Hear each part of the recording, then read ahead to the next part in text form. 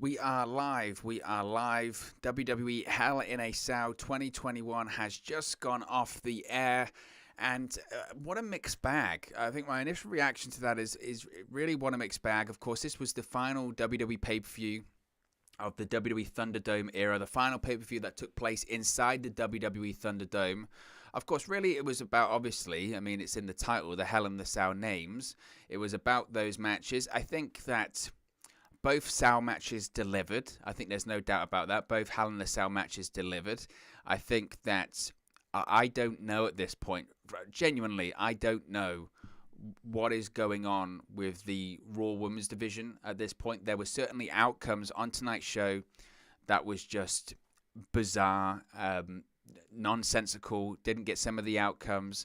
I think pretty much the entire pay-per-view went to what you would probably predict, to be honest. That Alexa Bliss Shayna Baszler match, I mean, we'll get into it, but that Alexa Bliss Shayna Baszler match, man, I mean, I don't even know if I have the words, even at this point. I mean, this show is literally, we do this after pay-per-views again. I don't like to call it, and Hivation's in the chat. Hi, Hivation. How you doing? I'm not too bad. Thanks for joining us. If you are new to the channel, be sure to subscribe. Bottom right-hand corner, smash a like on the like, but we're only 10 subscribers away from 4,000, by the way. But yeah, the Alexa Bliss Shayna Baszler match, I don't even know. Even at this point, immediately after the show, again, I don't like to call these review streams because it's not really a review or anything like that. I don't give match ratings or stars or anything like that. I just kind of give an opinion on, again, my initial sort of reaction to it all.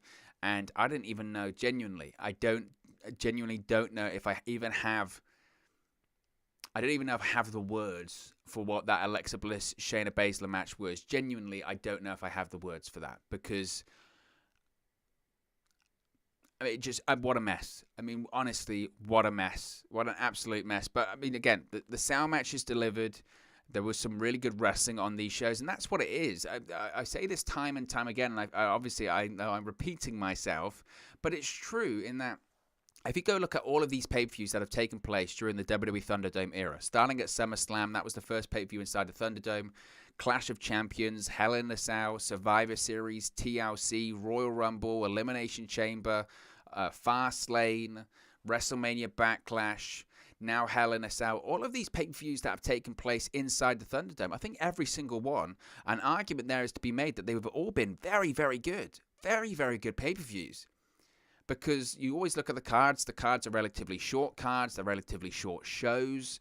Every single match on paper, all of them are great workers. So again, the expectation is that they're all going to be very good matches because they're good workers, and they are.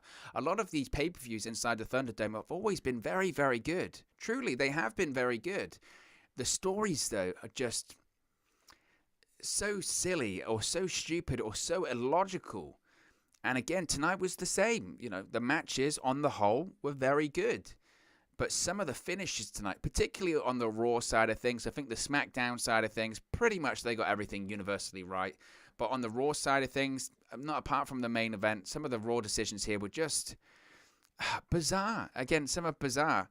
Hi says, I think Drew is being drafted to SmackDown and will face Roman Reigns after SummerSlam, maybe Money in the Bank. He could win Money in the Bank, who knows? Maybe that's his way of getting it back, right? Certainly there could be an argument to be made that Drew McIntyre isn't allowed to challenge for the WWE Championship as long as Bobby Lashley's champion. What does that mean if he wins Money in the Bank, though? That's a guaranteed championship opportunity. So maybe Drew McIntyre can challenge for the WWE Championship if he wins Money in the Bank. But I don't really think that that's the person that should be winning that. Says Hivation also says, Owen, do you remember that pay-per-view Roadblock? I do. That's the one where Dean Ambrose faced Triple H, right? Jason says, did anyone see the hand come out from under the ring on the entrance ramp side? Sometimes there just are people under the ring. I know people spotted that and they said they thought that was like a plant or whatever. Sometimes there just are people under the ring, particularly in matches like this for whatever reason, whether it's they need to be handed certain stuff at certain times, whether it's a kendo stick, whether it's a fire extinguisher, whether it's whatever. It's part of the illusion, right? It's part of the magic in having people under the ring. Maybe it's Hornswoggle. Maybe it's the anonymous Raw general manager. Maybe it's Adnan Virk. Who knows who it was? But I don't think it was anyone, on purpose. I've seen a few people on social media being like, oh, there was someone under the ring. What was that? I doubt they'll pay that off. Maybe if social media makes enough about it, they'll try and pay it off. But to be honest, I doubt they will, to be honest with you. So let's get into the matches, because obviously there's a lot to be spoken about for the matches. The first match was for the SmackDown Women's Championship, and as to be expected, Bianca Belair retained the SmackDown Women's Championship. She defeated Bayley inside Hell in a Cell to retain the SmackDown Women's title. I know we're just actually coming off that main event, and I must say, I really did enjoy that main event. I thought that main event was very, very good. Again, in my opinion, and we did have a kickoff match, by the way. We did have a match on the kickoff show. It was, we did have Natalya going up against Mandy Rose, and the less said about that, the better, frankly. But yeah, that was just, that was what it was. But the first match on the show was the SmackDown Women's Championship Hell in a Cell match, which was Bianca Belair defeating Bayley to retain the SmackDown Women's Championship. Again, I thought both Cell matches, if you were going to eliminate every other match on this show and just focus on the gimmick matches and the matches that this pay-per-view is actually surrounded, hyped around, that being the Hell in a Cell,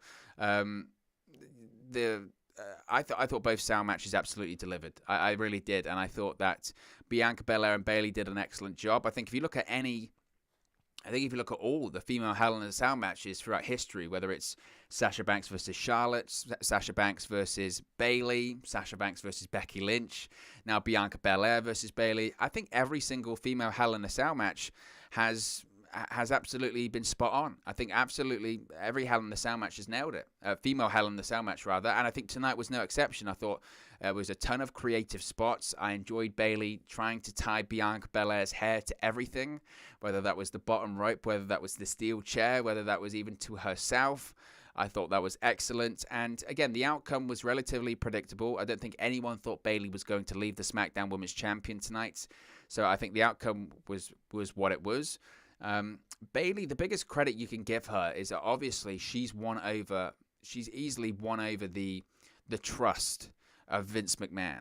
And what by that I mean is Bayley's obviously been tasked at this point with, okay, Bianca Belair, before she feuded with Bianca Belair before the Royal Rumble. Why? That was to get her over in preparation for her winning the Royal Rumble. She won the Royal Rumble.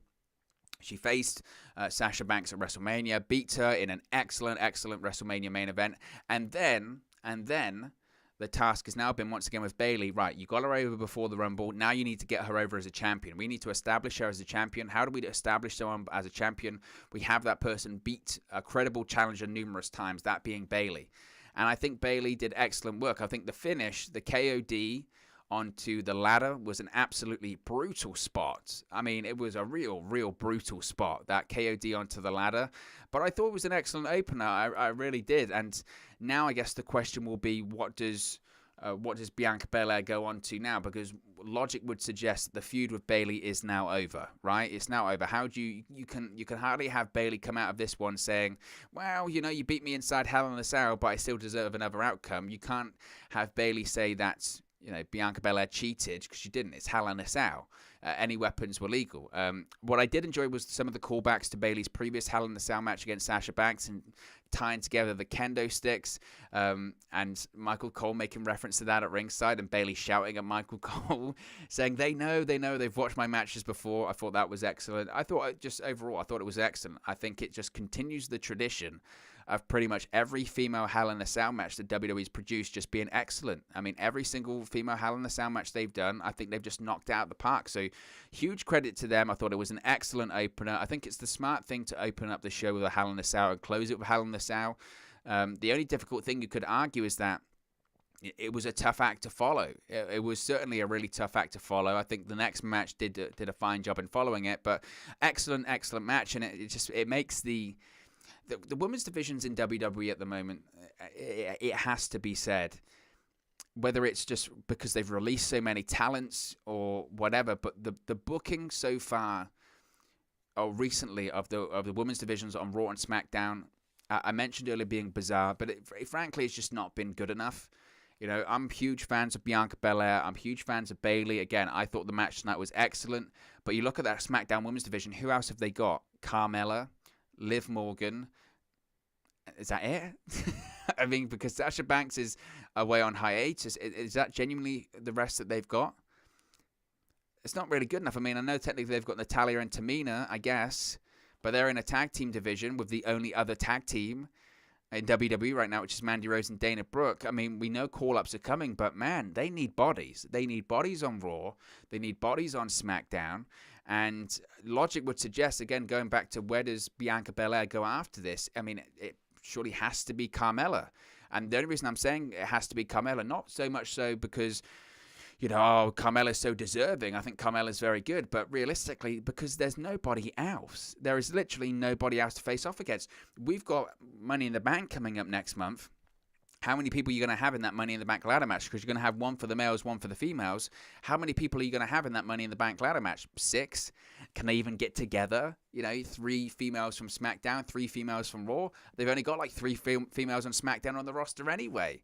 I mean, one, I guess, would be Bayley. The other one might be Liv Morgan. Carmella's probably going to be busy with Bianca Belair. Do they bring Sasha Banks early back for that? You know, realistically, you know, they've got a Money in the Bank match next month. I don't even know if they're going to have enough females to put in it. So I would assume Bianca Belair is going to be facing Carmella in what is probably just going to be a one-stop match, unless they somehow decide, you know what, let's just extend it. Let's just do Bayley versus Bianca Belair again at Money in the Bank. I just don't know how you get there in terms of having logic, because that doesn't make any sense to me. It really doesn't. But again, I thought the opener here was excellent, and I very much enjoyed it.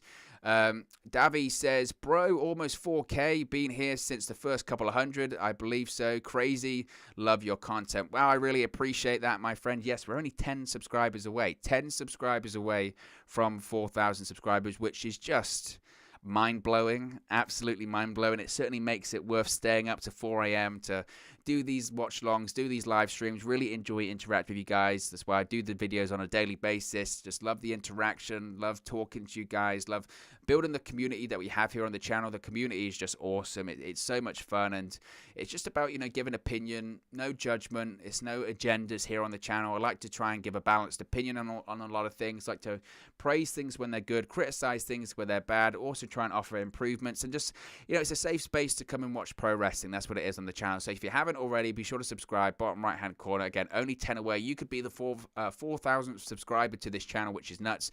If you enjoyed Hell in the Cell tonight, or you enjoyed this stream, or you enjoy these kind of streams, smash a like on the like button as well. It really does help us out here on YouTube. Go up the rankings, get into people's recommendation feeds if they haven't seen our videos previously. So after Bianca Belair retained the SmackDown Women's Championship, we had Seth Rollins versus Cesaro, which was another SmackDown presentation. Now, this match actually went surprisingly. I mean, went super. It was you know, the opening match went 20 minutes. This went over 16 minutes. And as I predicted, and as to be expected, Seth Rollins did get the victory here. The reason I say as predicted is because Seth Rollins, I think, and again, we don't know, this is confirmed. We know Edge is returning. Next month, he's returning on that opening episode of SmackDown, that July 16th episode of SmackDown in front of live fans. We know Edge is returning. We know Edge is working SummerSlam as a babyface. Given how small the SmackDown roster is, given how big of a star Edge is, if he's working a babyface and he's working on SmackDown, he's going to have to go up against a top heel. There aren't many top heels in that brand that aren't called Roman Reigns. Excuse me. So that would suggest that he's going to be facing... that was such a weird hiccup noise. That means so he's going to be facing Seth Rollins. So given that he's going to be facing Seth Rollins, Rollins needed a win here. And given that WWE is the king and the pioneers of 50-50 booking, given that Cesaro beat Seth Rollins at WrestleMania, Rollins is going to get his victory back, right? So that's exactly where they were going here. This was Rollins getting his victory back. So that was to be expected. To be fair, I mean, they had a ton of near falls in this match. Cesaro was still playing up the injured shoulder from when Rollins attacked him a couple of weeks ago. But the finish, again, was surprising. So essentially the finish was that Cesaro had the sharpshooter in a couple of times, and Rollins was fighting out Cesaro, then transitioned that into cross faces, and then he caught Seth Rollins' arm, and he was stomping on his arm, stomping on his arm, stomping on his arm. He goes to stomp on his arm one more time, and Seth Rollins, it turns it into the most devastating move in all of pro wrestling, certainly in the world of WWE. This move never gets kicked out of this move, is responsible for more victories than the Attitude Adjustment, the Tombstone, the Choke Slam, the Pedigree, Sister Abigail, Angle Slam, RKO, any finisher you can think of in WWE history, the Hogan Leg Drop. This finisher is arguably the most devastating finisher of all time. It's the finisher that nobody can kick out of. It's the finisher that will continue to be the most devastating finisher in all of pro wrestling. Yes, that's right. I'm talking about the inside cradle small package roll up. We saw two of them tonight, and this was no different, because as Cesaro's stomping on Rollins, what happens? Seth Rollins, inside cradle, sneaks a victory and runs off. Look, again, I thought the match was fine. I thought the match was good. The outcome, again, I personally, I know some people were surprised by this. Personally, the issue is if you've watched WWE long enough with these kind of booking situations, you can kind of see where they're going from a mile off. As I mentioned, when you line it all up and you look at Cesaro, and you have to remember that yes, Cesaro has arguably had the push of his WWE career over the course of the last few months. You still have to remember that this is Cesaro, and you still do have to remember who he's coming up against. He got a massive win at WrestleMania, the biggest victory of his career. He beat Seth Rollins. He followed that up by wrestling Roman Reigns. Reigns is the Universal Champion. Reigns is the top guy in WWE. Yes, Cesaro didn't win that match, but wrestling the top guy in the company in the main event of a pay-per-view for a world championship, that's a big deal. That's a big deal, and Cesaro won that match. Didn't win that match, but he got over in the process, right? That was one of those rare occasions where it didn't matter that he didn't win. Just competing against a top guy puts him into that company of people considering actually Cesaro's a top deal. And he had been feuding with Seth Rollins as well, which makes him feel like a bigger deal. But again, knowing how WWE works, they're already plotting in the back of their mind, okay, well, Rollins, he's going to be facing Edge, and we've got to get some heat on Rollins. Plus, he's got to get his victory back. We don't want to make Rollins look too weak by losing to Cesaro at WrestleMania, whereas in reality, it doesn't matter if Rollins really wins or losing, because he's Seth Rollins. He's still a multiple-time WWE champion. He's bulletproof at this point in his career. You could argue the person that needs to win more here would be Cesaro, but look, I think this pretty much extends this feud, which some people probably will be slightly frustrated by. But again, we have to look at the horizon for this right now. Yes, this was the final feud, final pay-per-view inside the Thunderdome. But in reality, we're still getting to that point where they're trying to bridge the gap between now and July, between now and getting fans back into the arenas and getting back to touring. In reality, again, because Rollins is going to be facing, I think at least Rollins is going to be facing Edge at SummerSlam, Rollins still needs something to do on television. So you could argue now that they are one victory apiece, which I guess extends this feud until Money in the Bank, which is when they have the blow-off. Unless they both compete in the Money in the Bank ladder match, because I think someone like Cesaro is perfect. Someone like Cesaro is absolutely perfect, considering the year that he's had so far, considering the push that he's got so far this year, whether it's winning at WrestleMania, facing off against Roman Reigns for the Universal Championship, whether it's all of that. There's an argument to be made that Cesaro is exactly the kind of person that should win the Money in the Bank briefcase. Let him hold that for a lengthy period of time, because when the fans come back, the fans are going to be behind Cesaro, and you can actually have a real great moment of Cesaro finally cashing in. It doesn't have to be on SmackDown against Roman Reigns. It could be on Monday Night Raw for the WWE Championship. Could be against whoever on Monday Night Raw, and he cashes that in and finally smashes the glass ceiling. Finally, Cesaro becomes WWE Champion. Someone like Cesaro is what the Money in the Bank contract is made for. Absolutely made for. So maybe they don't continue it. Maybe Cesaro enters the Money in the Bank ladder match. Maybe Rollins does as well. And maybe Cesaro actually ends this feud by throwing Rollins off the ladder and grabbing the briefcase. That would be a fitting way to end it, and I think that would be a way of extending this feud without seeing another singles match, because I don't really know if I really want to see that again at this point. But I thought the match was good. Again, when you have Cesaro versus Seth Rollins in the same ring, of course it's going to be very good. Of course it's going to be very good. There's no way that it's not going to be good. It's Cesaro and Seth Rollins. At the end of the day, they're two of the best workers on the WWE roster right now. So it was absolutely as expected. Great match. Just the roll-up finish, which again could have done without, but at least I suppose they're trying to protect Cesaro there. Not that it really matters. A loss is a loss, but I guess they're trying. And Rollins squirms out of it, as opposed to Cesaro being beaten clean, I suppose. Now the next one, this is where I don't want to say the show went downhill because it didn't, but there was certainly a period here where these. I mean, if you watched it with me on the watch long, you would know that I just was not a fan.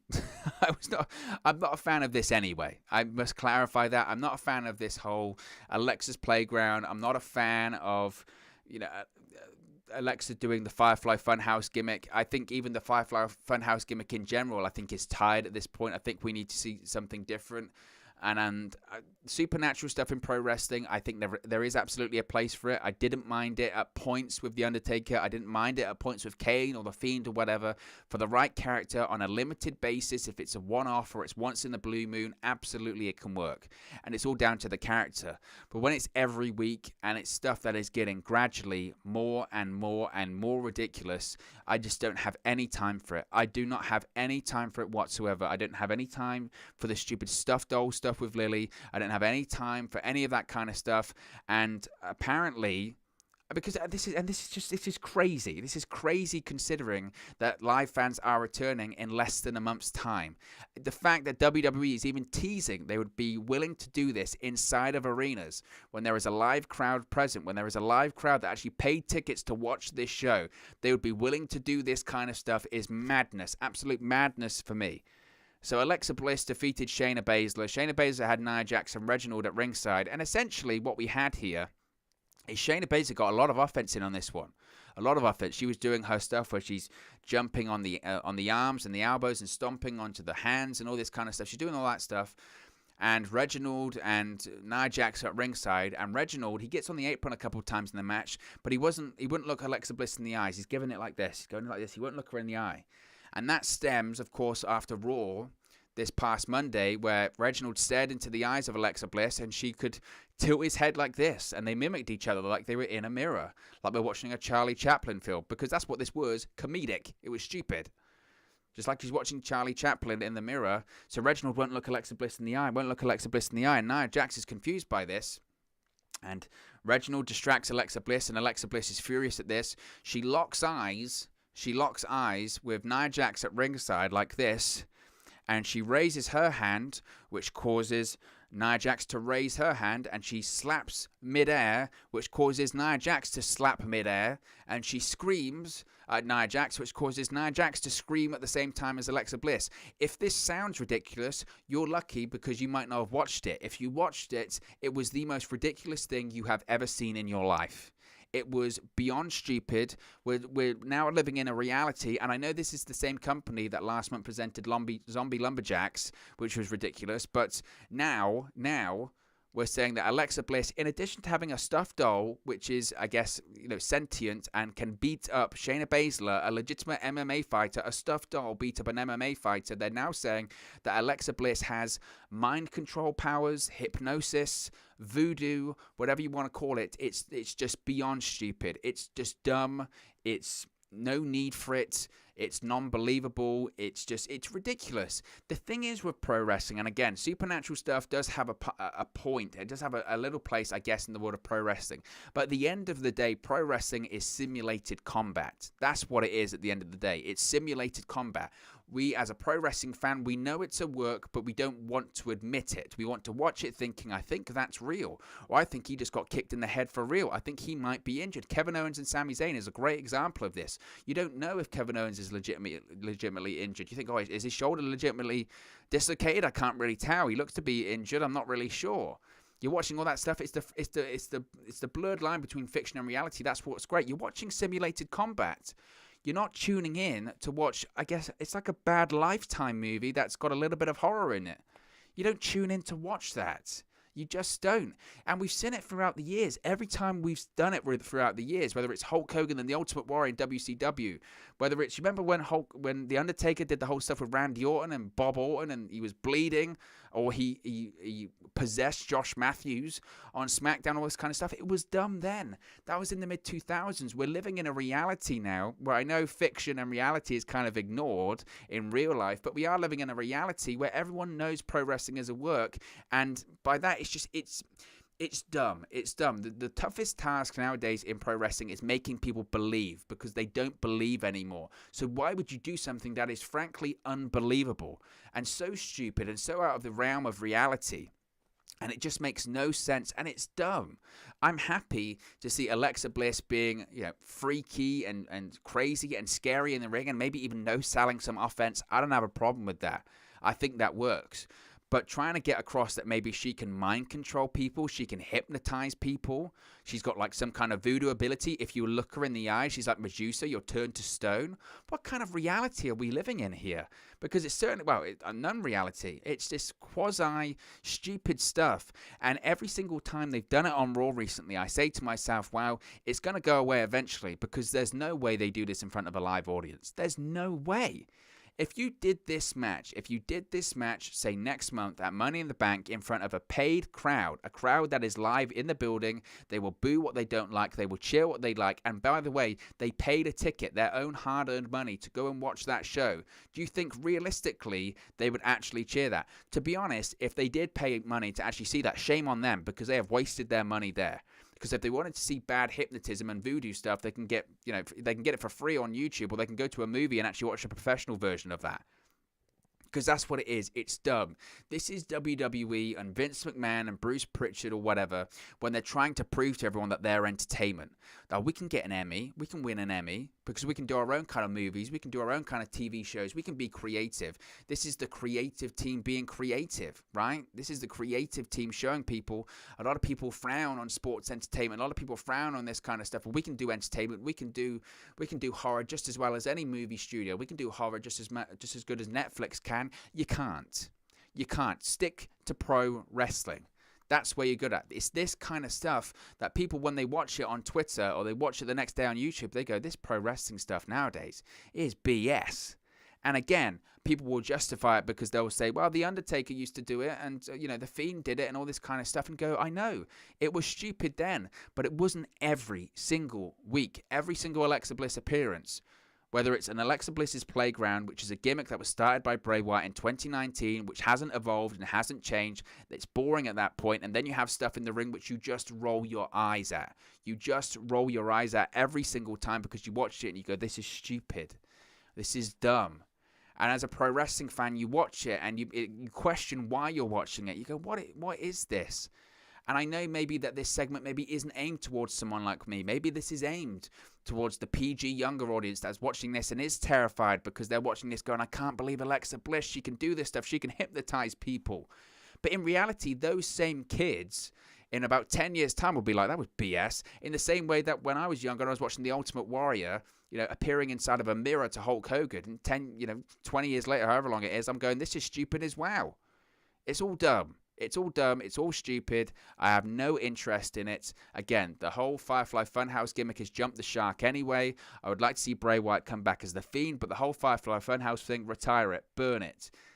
Come back with something different. The person I sympathize with the most is Bray Wyatt. The guy has reinvented himself twice in his WWE career, and he's going to have to do it a third time because of bad booking, mismanagement, and they've given the gimmick to someone else. It's not Alexa Bliss's fault. She's a tremendous performer. I think she does a great job with the character. I think she does a great job considering the creative that she is given, and she can't say no to this stuff, but it's objectively bad TV. It's objectively bad TV, and the concern is that we're going to tune into Raw tonight, and we're going to see tomorrow night, and we're going to see the exact same thing again. It's this just stupid stuff that as a pro wrestling fan, you roll your eyes at and you go, I can't believe. It makes you embarrassed, because if you're watching it with your friends or you're watching it with people that you know, and they know you watch pro wrestling or they know you watch WWE, they'll say, you watch that? It's less embarrassing if they came in and they're watching you, watch the Disney Junior channel or something like that. They'd be like, oh, you're watching Hannah Montana. They go, really? You're watching that? You think that's good? Seriously? Like, you do know if you want to actually watch something, there's actually real horror films out there. Not crappy pro wrestling things. I don't know what's worse, this or the zombies. Because they're both just as unbelievable. They're just as bad. They're just as non-believable. They're just as WWE, we make movie pals. That's what it is, and it's bad TV. It's just Shayna Baszler. She was NXT Women's Champion for over 500 days in those combined reigns in NXT. She barely got pinned. And tonight she's getting pinned by Alexa Bliss. Why? Because Alexa Bliss, she can control people with her mind. I mean, come on. I mean, game over. You know, again, it's this creative team. This creative team in WWE, it's devoid of any creativity. And it's WWE, we make movies. It's just ridiculous. It's absolutely ridiculous, and it's laughable. It's laughable in how bad it is, and it's not even in the territory of, you know, when sometimes it's so bad that it's good. This is so bad that it's really bad. This isn't so bad that it's good. It's just stupid, and we've seen this time and time again at the moment. Whether it's a stuffed doll, whether it's, you remember when Alexa Bliss was on the ramp a couple of weeks ago and she possessed like Shayna Baszler's leg, and Shayna Baszler like fell over, and that was the finish of a match on Raw. Again, and WWE's going to do this in front of a crowd. If they do this in front of a crowd, they'll be chanting, "We want a refund." And we'll be getting those situations that people forget this about because of the pandemic and because of not having crowds. But there were several times in 2019, where the crowds were just furious with bad booking decisions. You remember Hell in the Cell 2019, Seth Rollins, Bray Wyatt? You remember even at Crown Jewel, the crowd was turning on him. Remember at SummerSlam, the crowd were turning on WWE because of bad booking decisions. And this wasn't even supernatural stuff. This was just dumb stuff. I mean, the Fiend one with Seth Rollins, that was dumb because it flew in the face of logic when it came to Hell in the Cell matches. All of this is just dumb. And if WWE thinks that the crowd is just going to be happy to be there because they're coming back from the pandemic, oh, we're just happy to be at these events, we're just happy to be here, then they're out of their minds. And I'm telling you, we knew they're out of their minds anyway, because guess what? They're doing stupid stuff. They're doing absolute stupid stuff like possession and voodoo. R.S. Prasad says Roman Reigns had his match at SmackDown because he wanted to stay at home on Father's Day, and he was the smart guy. He didn't have to watch Alexa Bliss and Shayna Baszler be possessed. If you are new to the channel, by the way, be sure to subscribe. Bottom right-hand corner. With 10 subscribers away from 4,000. We'll do a quick check as to how many subscribers we're on right now. We're only 7 subscribers away. 7 subscribers away from 4,000. So if you are new to the channel, be sure to subscribe. See if we can get that 4,000 number tonight. You could be the 4,000 subscribers. Smash a like on the video as well. So let's go to the next one. After that, just absolute horror show, and not in the good way that they were intended. Just a horror show in terms of bad wrestling. It was Kevin Owens, Sami Zayn. And this one, to be fair, this lasted just over 12 minutes. This one, to be fair, was better. It was better than I thought than their WrestleMania match. I felt slightly disappointed, I'll be honest, by their WrestleMania match, in the sense that their Mania match was, I think it was really cut for time. It only went like 10 minutes at WrestleMania, and arguably the focus wasn't on them. It was on having Logan Paul at ringside and having the stunner and all that kind of stuff. What I really enjoyed about this one was that Sami Zayn and Kevin Owens beat the living crap out of each other in this one. If it wasn't for the main event that we saw between Bobby Lashley and Drew McIntyre, you would argue that this match was arguably the most physical of the night. They beat the living hell out of each other. By the end of the match, Sami Zayn had a bloody mouth. Kevin Owens was just, decimated. Now, the story into it, obviously, was that Kevin Owens got 2 of the Nigerian nails from Commander Aziz on SmackDown on Friday. So they were telling the story about how he was struggling to breathe and he was still struggling to catch his breath and all that kind of stuff. But they pivoted to a different injury in the match, and I don't know whether this is legitimate or not. You can tell me, because I don't know. I have an inclination to say that it was, but I don't know. If it wasn't, it's a real great sell job. It's a real great sell job by Kevin Owens. So essentially what happened was Sami Zayn goes from a dive from the inside of the ring to the outside. And sometimes with those dives, sometimes they catch him, sometimes they just kind of catch him on the shoulder like here. And Sami Zayn landed on the shoulder of Kevin Owens, and immediately he did it. Kevin Owens didn't really sell it. He just, instead of selling the dive or anything like that, he just stood up and started walking around the ring. And he's holding his arm, and his arm was just by his side, which is an indicator that you've dislocated your shoulder. And he's literally just walking around the ring. He rolls into the ring, talks to the referee, and it genuinely looked like he was trying to pop the shoulder back in. And I thought, holy cow, he's dislocated his shoulder here. And certainly, and again, this might just be great selling, and I might be wrong, but certainly the referee was communicating extensively with the gorilla position. And you can tell because they obviously have the earpiece in their ear, but also when they're talking to the back, they have this like a little device on their bout. And when they want to talk to the back, when they want to communicate with the back, they click this little thing. It turns into a microphone, and they can talk to them. Not only can they hear them, but they can talk to them as well. And the referee was clicking it multiple times, talking, and Kevin Owens was talking multiple times. And for the rest of the match, Kevin Owens sold the shoulder. The shoulder barely left his side. I really wouldn't be surprised if Kevin Owens did indeed dislocate his shoulder. If he didn't, it was just great selling, so I don't know. If he has dislocated his shoulder, that's not good. Because, back in the day, I mentioned this before, back in the day, a dislocated shoulder was just, you pop it back in, you might even work the next night, you might be out a week or so, a couple of weeks, but a dislocated shoulder was a dislocated shoulder. Nowadays, a dislocated shoulder means you could be out of action for 4, 5, 6, maybe even longer months. Because the issue is that once the shoulder comes out of the socket, there are lots of ligaments and tendons that coat that socket and are around it. And if the shoulder pops out, depending on how it pops out, it can completely tear all of those ligaments, tear all of those tendons. You can tear a rotator cuff, you can do whatever. You can tear a labrum. A lot of the times by dislocating the shoulder, you can tear the labrum. So again, if it is a legitimately dislocated shoulder, then I'm a bit worried, especially since the return to touring that Kevin Owens might, you wouldn't want Kevin Owens to go out of an injury now. That would absolutely suck, especially, again, the return to touring, SummerSlam, all that kind of stuff. That would be horrible. So here's hoping it was just a really good sell. But Sami Zayn then gets control. The closing moments of the match saw Zayn hits like a knee to the back of Kevin Owens' head. His throat then goes into the bottom rope, which of course plays into him not being able to breathe.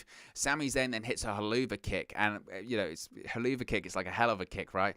Haluva kick, and literally it was a hell of a kick because they showed the replay like 2 or 3 times, and legitimately he absolutely kicked Kevin Owens so hard in the face.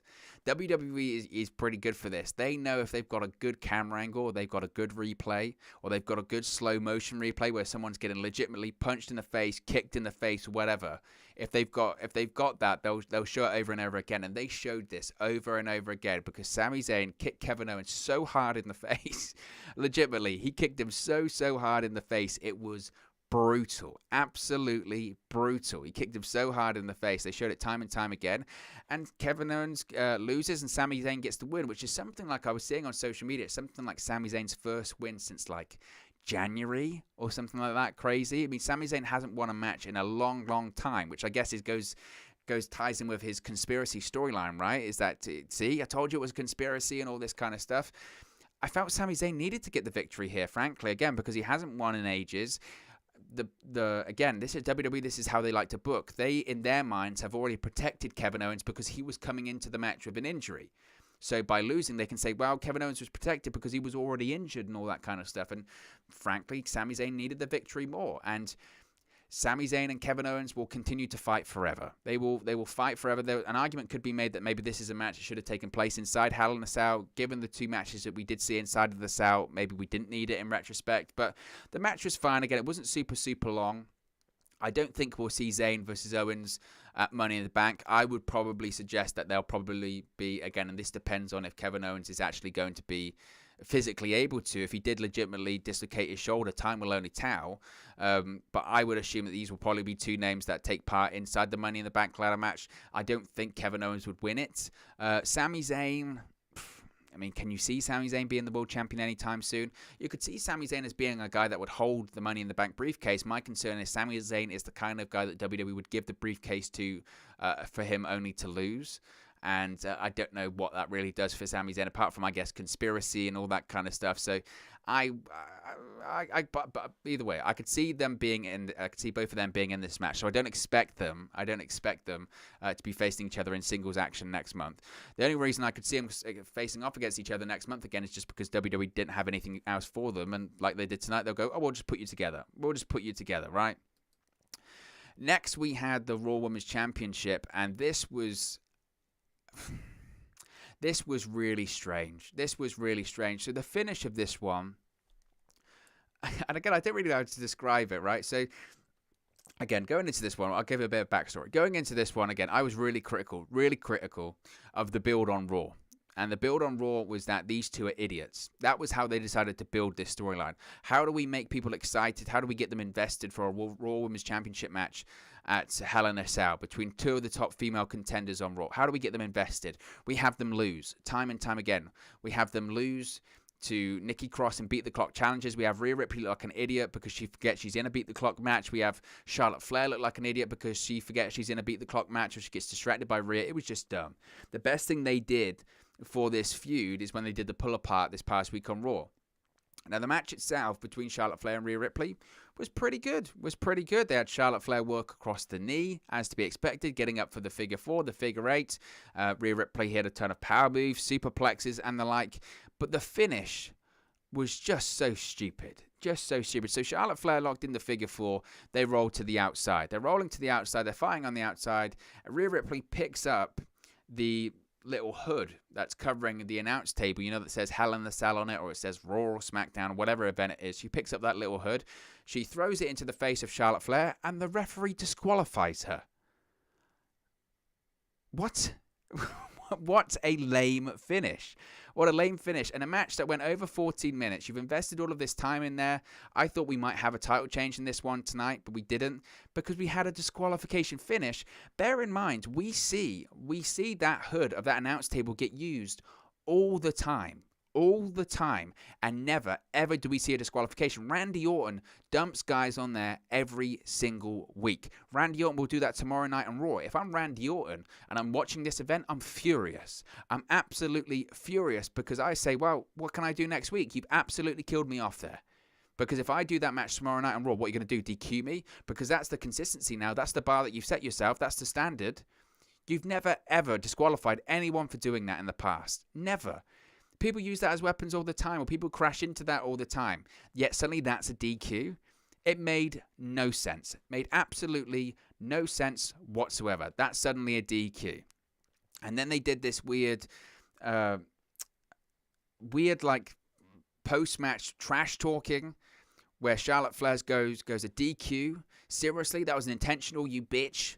And again, it's this the thing I hate as well. I hate this because they do this all the time. If there's female wrestlers in WWE, if they're getting serious, they have to call each other bitches. Why can't you call each other anything else? Oh, because they're females, right? You have to be catty against each other. I hate that. Women's Evolution, guys. Women's Evolution, they got DQ'd because they were hit with an announcer and they've got to call each other a bitch, right? Because that's how it works. Stupid. Absolutely stupid.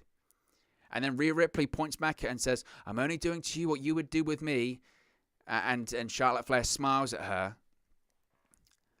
And it's just, again, I talked about it before. What on earth is going on with the women's division in WWE? Seriously. If they're not getting fired, or they're on the Monday Night Raw side of things, they're getting stupid storylines, whether it's Alexa Bliss hypnotizing people via voodoo or mind control, then you've got Rhea Ripley and Charlotte Flair, where you're getting DQ'd by what? An announce hood being hit with an announce hood again. Randy Orton, I'd be furious. I'd say, right, you just killed off that move. When I drop someone on there tomorrow, that's a DQ, is it then? It won't be because there's no consistency. There is no consistency to the rules. It was dumb. And I mentioned this time and time again as well. Constantly. You say, Rhea Ripley, what is she? Is she a babyface or a heel? She came out tonight, the ThunderDome cheered her. You go, right, I think she's a babyface. I think they've established she was a babyface. Certainly the last couple of weeks on Raw, Charlotte Flair's the heel, Rhea Ripley's the babyface. Fine. Rhea Ripley, the babyface, was more than happy to get disqualified tonight. They went, that's a DQ. She kind of just shrugged it off and went, well, I've retained the title. See, I retained the title of it. I only did to you what you would have done to me. Where is the babyface in that? And I know people are going to say, wow, it's shades of grey, but they're trying to position Rhea Ripley as a babyface, and yet then they make her act like a heel, they make her unlikable, they give her bad promos, they write terrible promos that obviously she's struggling to recite as well. You can tell when she's doing these promos, she's trying to remember all of the crappy verbiage they've given her. And then you put her in matches like this where she's going up against someone that's obviously a heel in Charlotte Flair, and they have a stupid finish where she looks like the heel. But Charlotte Flair still didn't look like the babyface because she's incredibly unlikable as well, because that's how the character is presented. This storyline is just beyond stupid. The only thing they got right so far in this story between Flair and Ripley is when they have each other beating the hell out of each other. They beat the hell out of each other in the pull apart on Raw. That was good. Charlotte Flair got a bloody nose. Finally, you went, oh, I get it. These guys, they want to be the champion. They're competing over the Raw Women's Championship. They're desperate to be champion. It's competition. Does it need to be as complicated as anything else? No, it can just be that. We want to be the champion. Instead, considering you had a pull-apart brawl on Raw where someone had a bloody nose and all that kind of stuff, and it was a physical match, you DQ someone because they went into the announce hood, it was just dumb. It was a dumb finish. And again, the booking when it comes to women's wrestling in WWE right now. I mean, Triple H can say on his media calls, oh, we have the best female performers in the world, and every female performer, if they're not wrestling in WWE, they want to be here. I don't think they do, Hunter. I don't think people like Deonna Purrazzo or other people, Thunder Rosa, I don't think they're looking at this going to tell you what. I wish I could go into WWE and be mind-controlled by Alexa Bliss. I wish I could go into WWE and be hypnotized by Alexa Bliss. I wish I could go into WWE and lose to Reginald on Monday Night Raw. I wish I could go into WWE and get a DQ finish because I bounced someone into the announce table. And then afterwards called them a bitch because that's what they do, because that's the go-to WWE storyline, promo for female wrestlers. I don't think they would. I don't think they would, Triple H. You can tell yourself that. You can promote your own brand. I have no issue in that. But that's just openly BS. Like this finish was BS. It was rubbish. And it's a shame because the match was good. As to be expected, the match was good. And it goes back to my point. All of these ThunderDome pay-per-views, they've all been good. Because the wrestling in the ring, all of the people on the roster at this point in WWE are very good wrestlers. Very good wrestlers. But the creative gets in the way because the creative sucks. The creative is terrible. The storylines, the finishes are terrible. Who is coming up with this? Who? It's nonsensical. Finally, as we go into the main event, of course, if you are new to the channel, be sure to subscribe. Bottom right-hand corner, as I mentioned before, we're less than 10 subscribers away. 10 subscribers away from the magic 4,000 number. We'll do a quick check-in. We're only 5 subscribers away. 5 subscribers away from 4,000. So if you haven't already, be sure to subscribe. You could be the 4,000th subscriber. That's what we're trying to get to. We're trying to get to 4,000 by the end of this stream. We've only got one more match to go. So yeah, 5 subscribers away. If you haven't subscribed already, be sure to subscribe. Bottom right-hand corner, as I mentioned, only 5 subscribers away from 4K. It'd be a massive, massive milestone. Of course, smash a like on the video as well. Super chats are also open. You can do that by clicking the dollar sign. So finally, of course, you had the last chance Hell in a Cell match, WWE Championship on the line, Drew McIntyre versus Bobby Lashley. If Drew McIntyre lost, he would not get a WWE Championship opportunity once again, whilst Bobby Lashley was the WWE Champion. I would probably say match of the night. In fairness, I thought this match was absolutely tremendous. I thought it was well worthy of a main event. Again, I thought both Hell in a Cell matches delivered tonight, but I thought this one was very, very good. I think the physicality between Drew McIntyre and Bobby Lashley at this point in this match was really, really good. And again, I was critical, again, going into this. Again, more so of the creative. I don't blame Lashley. I don't blame McIntyre or anything like that. I was critical because, and they even addressed it in storyline, why is McIntyre getting all of these championship opportunities? Well, he's not getting any more. I did pitch at the start of this, what happens if he wins Money in the Bank next month? Does that allow him to get another opportunity? I think that's something they might consider. I think another thing they might consider is that Drew McIntyre could get drafted to SmackDown around SummerSlam season. And that opens up the possibility of him facing Roman Reigns. He might be the one to beat Roman Reigns, although I personally see Reigns holding the championship until WrestleMania next year. But this match between Lashley and McIntyre was excellent. And again, because WWE wants to protect McIntyre, McIntyre did have the match won at several occasions. They did a ref bump where essentially McIntyre had the steel chair and Lashley shoved McIntyre, and McIntyre just bashed poor Chad Patton over the head with the steel chair. So the referee goes down, and then I guess McIntyre has some form of authority because he says to the referee who's on the outside, who's outside of the cell, he says, get in. I want you to count the pin. I want you to count the pin. I need you to count the pin. McIntyre hits a Future Shock DDT. Referee gets in. I think does he hit the Claymore? He certainly hit a finishing move. It looks like the referee's going to count 3. As he's just about to count 3, this new referee, MVP, pulls the referee outside of the ring. Technically, the ref actually did count 3. His hand did touch the canvas for a 3rd time. It wasn't a proper count, though. So MVP pulls him out of the ring. And, MVP's looking at McIntyre and say, well, the door was open. It was your fault. You did this to yourself, so sorry. The referee then, the new referee, the one on the outside, then decides to lock the door. So McIntyre then beats the hell out of MVP. He smashes him with a Claymore kick, right hands, all this kind of stuff. Lashley gets back up. We get so many table spots. We get one where Lashley had locked in the Hurt Lock and McIntyre backs it into a table, so the hold's broken. We get Lashley do a one-arm slam to McIntyre through a table as well. We have, once again, McIntyre. He's setting up for a Claymore for Bobby Lashley. Again, looking like he has the match won. He's setting up for a Claymore. MVP, who of course is in the cage once again at this point, grabs McIntyre by the by the ankles. And then what happens again, because as I mentioned earlier on, it was the same with Seth Rollins and Cesaro. It's the most devastating finish in WWE history. You know, it overpowers the Hurt Lock, it overpowers the Claymore, overpowers the Tombstone, overpowers the Stone Cold Stunner, the People's Elbow, the Hogan Leg Drop, the F5, Sweet Chin Music, the FU, Attitude Adjustment, Tombstone, Last Ride, whatever, Pedigree. It's the most devastating finisher in WWE history. That's right. It is the schoolboy roll-up, because that's what Lashley did. He rolled up Drew McIntyre to get the WWE Championship victory and retain the WWE Championship. Drew McIntyre has no more opportunities at the WWE Championship as long as Bobby Lashley is champion. So, to be honest with you, I get it. I do like to, in these kind of things, I do like to look at the dilemma that WWE has with this kind of stuff. I do like to look at it and say, well, you know, I get it. I do get it. They want to keep McIntyre strong. Frankly, what WWE did here is they booked themselves into a corner. And that was my concern, is that the right move is to keep the championship on Lashley, because there's legs here. There's absolutely more legs to this title reign. There's more to do in this title reign. Obviously, there still is the potential to do Bobby Lashley versus Brock Lesnar at SummerSlam. There is the potential to even not to do that, to do other matches, other feuds. We've only seen Lashley feud with Drew McIntyre with the WWE Championship. You want to see him face off against more opponents. There certainly is more legs. McIntyre faced a plethora of different opponents last year on the Raw roster. The more fresh and different thing to do is to keep the championship on Lashley, because there's more opponents for him to face. There might not be many top baby faces on Monday Night Raw, but there's certainly more opponents he can face in WWE. That's without saying. But also, McIntyre is still the top babyface on Monday Night Raw.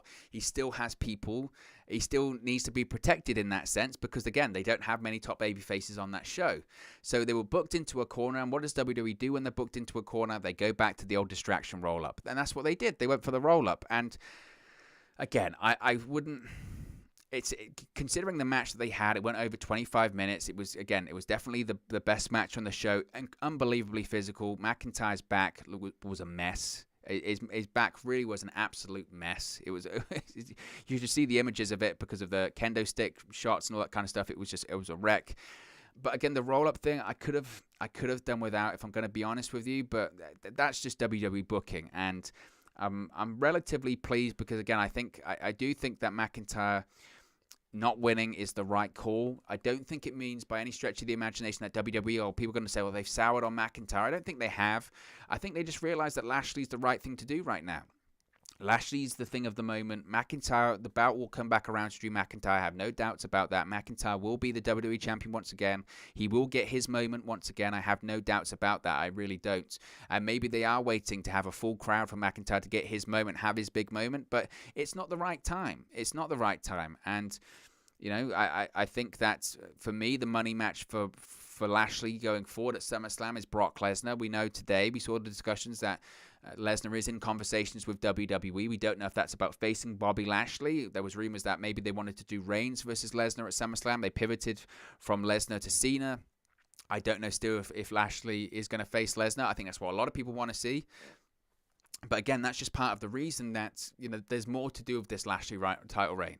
But I don't think WWE have soured on McIntyre because, again, they were heavily focusing, once that show ended, yes, they were focusing on Lashley holding up the title, but they were also focusing on McIntyre in the him being despondent. And it does raise the question, McIntyre as a character now suddenly feels a bit more engaging, because the question is, what's next? What is next for Drew McIntyre? Who does he face off against right now? What opponent does he face next on Raw? Does he finally do the feud of Jinder Mahal? It might not be up the line of storylines you want to see him face off against, but hey, you know, it's something different, and Raw needs something different right now. As far as who does Bobby Lashley face, again, we've got the feud going into Money in the Bank. I would probably say I think he faces Kofi Kingston next month. We've seen MVP in conversation with Kofi Kingston over the course of the last few weeks on Raw, so I wouldn't be surprised if they just did a one-off match for Money in the Bank, which again Lashley will retain. But I think you know, Lashley versus Kingston's an engaging match. We haven't seen that. And, you know, Kofi Kingston does own a victory over Lashley. I wasn't keen on that either, but he does own a victory, and it's a different feud. It's a different story. And difference is what we need on Monday Night Raw right now. Lord knows that's a stale product. And there's a lot more than WWE needs to fix on Monday Night Raw, just than, you know, even just storylines, a 3 hour show. It just needs a radical overhaul. But again, I thoroughly enjoyed the Bobby Lashley McIntyre match tonight. I thought it was very good. Again, I don't think it means WWE have soured on McIntyre by any stretch of the imagination, but I think they made the right call. And frankly, for the majority of the outcomes here, I don't really have any problems on the card with any of the outcomes. I didn't like the finish. I hated the finish, obviously, of Flair and Ripley, but keeping the title on Ripley, I don't have a problem with. Sami Zayn got the right victory. I always thought Alexa Bliss was going to win that match. Rollins, again, I thought he was going to win. Bianca Belair, her winning was predictable, and I'm glad that Lashley retained. I think the big calls they got right. Again, certainly the way they got there, I don't necessarily agree, but it's obviously WWE just looking at it, just basically saying, look, just give it till July. Wait until the fans return. Wait until SummerSlam. Wait until whatever. That's what they're looking for, right? So we're only 2 subscribers away. So we're going to end it here, but we're only 2 subscribers away from the magic 4K number. So if you haven't already, we're only 2 subscribers away from 4,000 subscribers. Would be massive number, massive milestone for us to get there. So if you haven't already, before we finish up here, please do subscribe, bottom right-hand corner. The aim was to get to the magic 4,000 subscriber mark tonight. If we can get there, that would be incredible. So I know some of you are probably coming in and out, joining for the first time, or you might be watching it on demand. If you haven't already, please do subscribe, bottom right-hand corner, so we can get to that 4,000 subscriber mark. If you did enjoy Hell in a Cell tonight, or you did enjoy one of these matches, smash a like on the like button as well. It really does help us out here on YouTube. Go up the rankings, get into people's recommendation feeds if they haven't seen our videos previously. That really does help us out. Look, guys, it's nearly 5 a.m. in the morning over here, so I'm going to knock off to bed. But look, guys, again, if you haven't subscribed already, be sure to subscribe, bottom right-hand corner, as we're only 2 subscribers away from the magic 4K number. So if you haven't already, be sure to subscribe. I'm going to head off to bed because it's too late for me. But look, guys, thank